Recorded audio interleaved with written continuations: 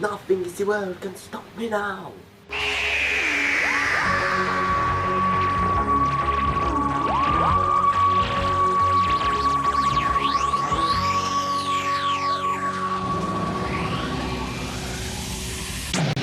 Hi everyone, TardisGuy123 here, and today I am going to be reviewing another classic Doctor Who DVD.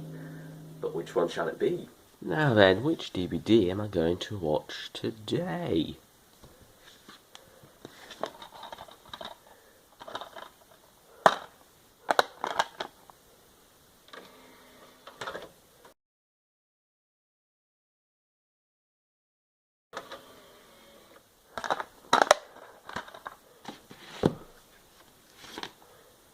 Much better.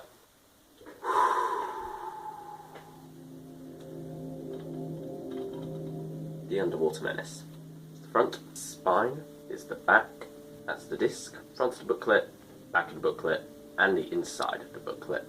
It's been a long and winding road, but we finally have The Underwater Menace out on DVD, and, well, it's an interesting one to go out on, I guess. We were expecting this well over a year ago. I think it was April it was originally planned for, but then it kept getting pushed back, then it got removed from the schedules entirely, and then it was rumoured to be April 2015 instead, and then they just announced that it wasn't going to happen anymore. The animation company had gone bust, and it looked like no Underwater Menace for us. But then not long after that announcement, it was revealed that it was actually going to be coming out on DVD in October. So we were all naturally excited it was finally going to be released. But the question was, what would be on it? Would it be animation? Would it be recon? Would the two missing episodes have been found? Sadly, yes, it was recon. It was the least interesting of the three possibilities. And, well, unfortunately, it's going to get even worse. You see, it's not like the Web of Fear recon, where they actually tried to do some interesting stuff, tried to make it more immersive with zooming into different things, having little bits of animation here and there to, like, make those pictures come to life, kind of. Here, however, we're left with, well, simply a slideshow, really, with the soundtrack going on in the background, so it leaves us very confused as to what's going on sometimes, whereas on the soundtrack CD you would at least have linking narration to what's going on there.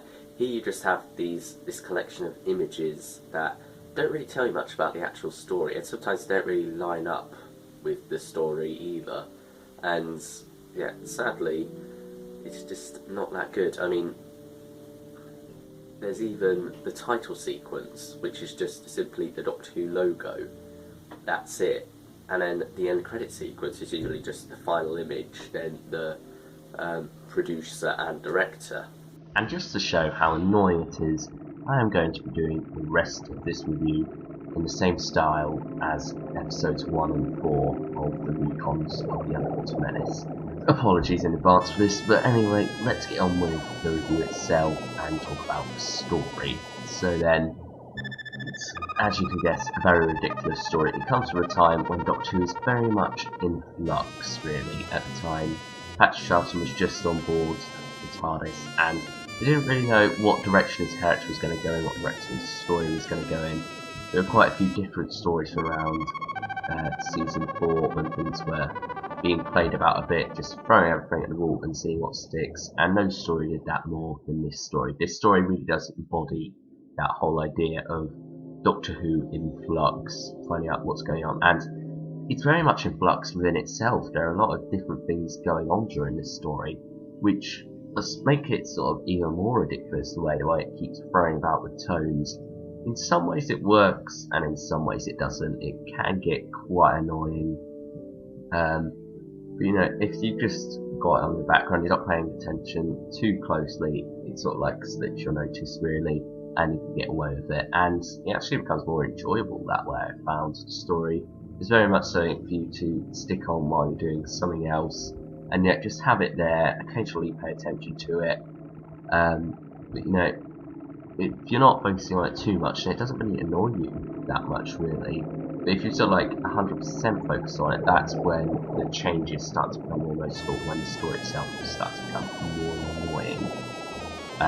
So yeah, let's now talk about the star of the show, who oddly enough isn't really Patrick Troughton in this one, it's actually Zaroff. He's very much the character who gets the most to do with Jamie coming on board here being written in at the last minute because obviously, as I said, the show is in flux. They didn't really know what they were going to do companions-wise either, and so Jamie was thrown in to the story from the last one at the last minute, and so everything had to be rewritten, and it was possibly just one character too many. There are loads of supporting characters here, and as such, it's all divided up, and not many characters really get a chance to shine, and as such, Zaroff ends up being the only real supporting character who gets a chance to shine in this. And, you know, love him or hate him, he has some ridiculous lines. I personally, he's a bit of a guilty pleasure really. He is hilarious at times. You know, he has those wonderful lines such as "Nothing in the world can stop me now," which I very badly recreated at the start of this review. And you know, there are some other little gems in there, so like calling the Doctor the Little Doctor and whatnot. He's very, very funny, I'd say, and very much an over-the-top performance, very out there in a lot of ways. You know, at the same time, very enjoyable as well, oddly enough, and he works as a villain, oddly enough, he does. It's sort of like the way his madness builds the further you get into the story, and while it's obvious he's pretty much mad from the start, you know, it does very much become even more apparent as the story goes on, and it becomes more apparent he's the villain of the piece. Because it's not really like he's a hidden villain, so like working in the shadows with minions doing his job. It's more just like that he's so like more of a background character at first when the story's just getting going, but then when the story's found what it's doing and you've worked out what's going on, you sort of like see that he is the villain of the piece, and you know, it works naturally. Sort of like naturally fills that void, obviously, and he wants to blow up the world. Because what scientist doesn't just want to blow up the world? It's a bit of an interesting social commentary in a way, I guess. But anyway, moving on, let's now talk about his opponent, the Little Doctor. Patrick Troughton is of course wonderful. He's still at that point where he doesn't really know what he's going to do with his performance in the long run. He's still very much the same Doctor we get at the end. There's sort of like little things that change here. And yet, opposite Professor Zaroff, he could have easily hammed his performance up a great deal, sort of like matched that, and then just had a battle royale with whichever the actor's name is who plays Zaroff. I'm afraid I don't remember. But, you know, that could have been interesting, I guess. But I think the way he does it instead works even better. He plays it very subtly. He decides to do it very subtly, very underplayed, and you know, very innocent in a lot of ways as well. Like when he breaks things on purpose, but like pretends he does it by accident in order to save his friends. And you know, he's just like, oh, I don't know how I could be so clumsy, and all these wonderful little things that become synonymous with his character really. As you go along, he sort of like becomes the bumbling fool on the outside, but on the inside, you know, he has a masterful intelligence and he knows what he's doing, he's got a plan. But, you know, he hides that fact that his enemies underestimate him, and that's very much what his character becomes. And here is sort of like the beginning of that in some ways. And, you know, he's very enjoyable in this, and sort of like the humour that comes off his character works very well as well, because he's very much reacting to Zara in a lot of ways, and is being very underplayed, a very different type of humour, but they sort of complement each other in a way, I guess. So that's what I have to say about Patrick Troughton. Now moving on to Jamie, as I said, he was written in much later in the process, but nevertheless, Fraser Hines is absolutely incredible in this. He is a great actor, as always, and here he is no less than brilliant. He works wonderfully alongside Patrick Troughton, but nevertheless, he is very much underwritten in the story. Like I said, a lot of characters were. Obviously, he was written at the end, at the last minute, and as such, a lot of lines that belonged to Ben or even Holly ended up being given to him, so they ended up sharing lines. And yet, when you sort of like start sharing lines, it sort of like takes away from the individuality of the characters. If you could just swap a few lines around, then it doesn't really work. But nevertheless, he is very good here, and it's very interesting seeing him in this environment, because this is obviously his first trip in the TARDIS. The previous story was his introduction, the Highlanders, set in his home at Culloden, and then he gets in the TARDIS at the end, and this is sort of like him reacting to that. The story starts with him sort of like entering this brave new world, and it's a lot of fun to experience that journey with him. And then you have some interesting scenes just following that where it's the characters talking inside their heads, which is quite unique really. I don't think there's ever been really an occasion where that's happened again in Doctor Who, where you get to hear their thoughts a bit. And, you know, it's basically just a little scene, just a couple of words from each character about where they want to go next. And so like Jamie going, what have I gotten myself into? But, you know, it works very well as well, I feel. It sort of like fits the style of the story. As I said, it's in flux, it's going all over the place. So just that bit right there, and then having it never crop again in the story. Yeah, it fits what Jeffrey Orme, I believe the writer's name was. It fits kind of what he was going for, I guess. Now we come to Polly, and I like Polly usually. I think she is great in stories like The 10th Planet, The Moon Base, and her introduction story, The War Machines, or at least the parts where she's not hypnotised in that. I think Annika Wills is a wonderful actress who's done some very good stuff in the early adventures as well. However, in this story, the way she is written is rather disappointing. I mean, she has some good moments, but they're very brief and far between. And, you know, it's sort of like the scene during episode 3 where Zaroff escapes and kills the priest very much sums up my aggravation towards her in this story. She's basically just used as the screaming damsel in distress, which a lot of people claim were what all 60s companions were, and you know, stories like this don't really help that rather negative stereotype. And yet I don't believe that. I think that 60s companions are wonderful in lots of ways. And you know, well, it varies from each one. Obviously Susan sort of like fit that stereotype. But you know, there were some other ones who sort of like moved on from that, and I think Polly, for the most part, was one of them. Obviously she screamed, but who wouldn't scream if you had a Cyberman coming at you or whatever? But in this, you know, I feel like she was literally just screaming rather than actually doing anything, and you know, she wasn't trying to help the priest or anything. She did grab the spear for about a second and then got pushed away by Zaroff, but that's about the amount of their effort during that scene, and that scene does very much sum up my frustrations with this story. And yeah, Ben, however, you know, I like Ben as well. I think he's also wonderful. But during this one, he doesn't annoy me or anything like that, not like Polly does, but he is very much underwritten and is in the background for a lot of it. You know, Jamie has more of a role than him, really. There is quite a nice scene in the marketplace between him and the Doctor. Jamie's also there, but Jamie doesn't really get a line, but they're sort of like dressed up as guards, and then Ben's just sort of like pretending to interview the Doctor, find out if he's seen the Doctor, because obviously the Doctor's in disguise at this point. You know what I'm on about if you've seen this episode on Lost in Time, or even on the DVD, or on some other source or whatever.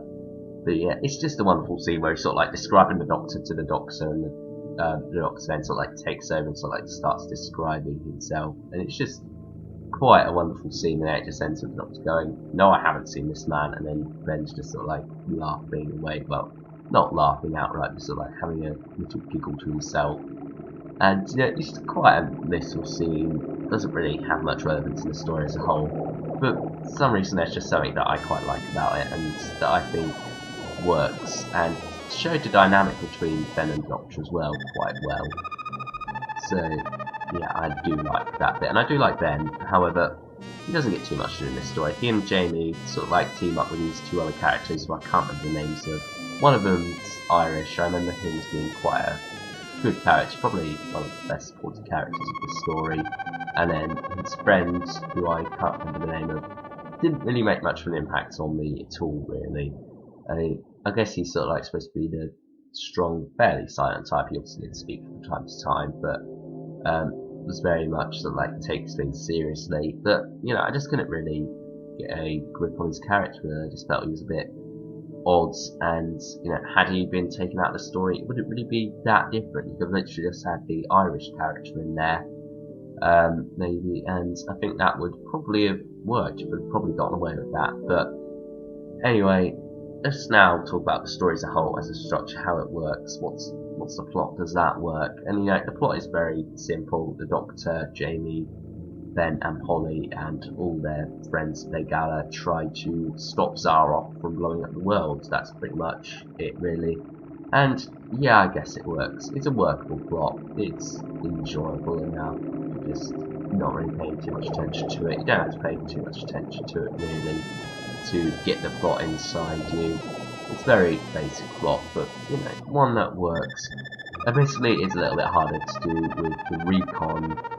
That does very much challenge things a bit, but nevertheless, I feel the plot just about works, just about hangs together. However, there are times when it is quite boring, quite flat, especially on first watch, and once again the recon doesn't really help this. But you know, episode 1 was rather boring. I struggled to get into it on first watch, I really did struggle. And then on episode 2, you know, I was very much out of it by that point, I didn't really care too much. There was some moments of enjoyment. There was sort of like the magic had worn off by about 5 minutes in. It wasn't really, oh, I'm watching a newly released Doctor Who story recently recovered. Well, not recently because it was back in 2011 when they found it. It's taken them this long to get it out, but you know, there's sort of a bit of that magic to it, but it does wear off very quickly. And then you just see episode 2 as a rather dull episode, really, probably the dullest of the lot if it were watched as a whole, with 1 in 4 in there as well. But you know, it is rather simple, not much happens. Part 3 is the most entertaining part, I feel. It's got some oddities in there, it's got that weird dance thing with the fish people and that weird music. But you know what, I can forgive it for that, and it works, I guess. It works. Part 3. I do find a lot of enjoyment from part 3.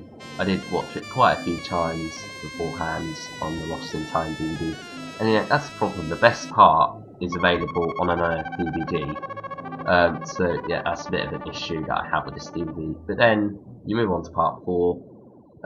That is also hard to get into because of the recon. But you know, things are a bit more action-packed. That also means that it's quite unfortunate in terms of recon because a lot of that action you don't actually see. So then, that is basically what I have to say about the story as a whole. It's what works about it, what doesn't work about it. There's an awful lot which doesn't work about it, but some of the things that don't work about it just make it a bit more laughable, a bit more entertaining. Would I class it as a guilty pleasure of mine? Probably not. There are some bits that I do find enjoyment from though. Probably won't return to it anytime soon, but you know, I might do at one point, probably will eventually.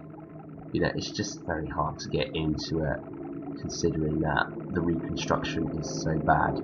So because of that, the overall story I will give a 5 out of 10. The release itself, I'll probably give it a 3 out of 10 because the special features, they're quite good really. You have the sort of like standard behind the scenes stuff, then you finally get part 2 to the television centre of the universe, which feels like it was bunged on here because they'd got it all recorded, but didn't really have a release to go with it, which kind of makes me think maybe there was a special edition of a 5th Doctor story that got cancelled, and you know, that was originally going to be part of that. And for those who don't know, the television centre of the universe is basically Peter Davison, Mark Strickson and Janet Fielding returning to BBC Television Centre before it got shut down. And you know, I get the feeling that that was originally going to be on a different DVD release that got cancelled, and then because they had it lying around still, and because they needed to get this DVD out, they decided to just put it on there as well, just to get it all out of the way with. And it was quite an enjoyable special feature, quite nice watching that. Not the most amazing of special features, but you know, good enough, I guess. But it's mainly the recons that make this such a bad release and make it not really worth getting, in my opinion. I'm going to be nice and return to normality here for a summary of this release and say that if you've been waiting for 2 years to get this release, I think you could probably afford to wait a little bit longer, just until the price drops down from that $14.99 or $13.99, whichever one you find it at. It's not worth it, sadly. It is much more worth waiting and then getting it when it's at £6 or £7 is probably what this release is worth, because those recons sadly aren't that good. Episode 2 isn't that good, and episode 3, the most enjoyable of the lot, is already available on Lost in Time along with some other great stories. So that's all I've really got to say about this rather disappointing ending to the DVD range, but I hope you all enjoyed this review. Thank you all for watching, and I will see you all next time. Bye everyone. The destruction of the world. The scientists' dream of supreme power. Just one small question. Why do you want to blow up the world? To lift Atlantis from the ocean. It will be magnificent. After so long, the great day is at hand. We shall surprise the whole of mankind. The professor is as mad as a hatter. Mad, Zara? Completely. Bang. No answer. Bang, bang, bang! Sad. The two young men are at the mine. The girl is still at large. So is the doctor. But we'll find them. They cannot get away. Nothing in the world can stop